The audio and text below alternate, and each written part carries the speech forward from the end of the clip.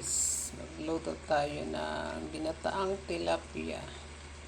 Pinaksiw ko muna yan bago ko nilagyan ng gata. Ayan, 3 piraso. Lutuin natin yung gata. Frozen yung gata ko guys. Kasi natira yan. Kaya ganyan itsura.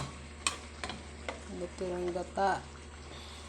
Kasi marami yung gata. Yung binili ko. Hinati ko lang. Ngayon, lalagyan natin ng pechay at saka alugbate. Wala sa aking garden.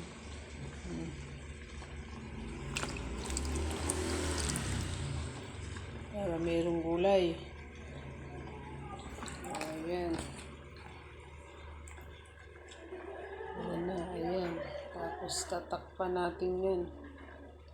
Para maluto ang gulay.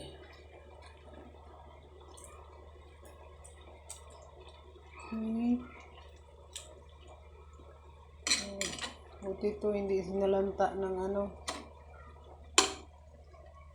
mga mababait na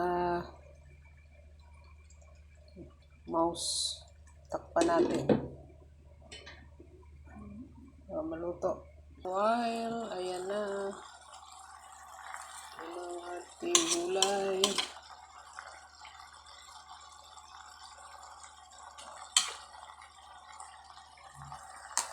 This is it, pansit. Kain na tayo guys. Thank you for watching. Bye-bye.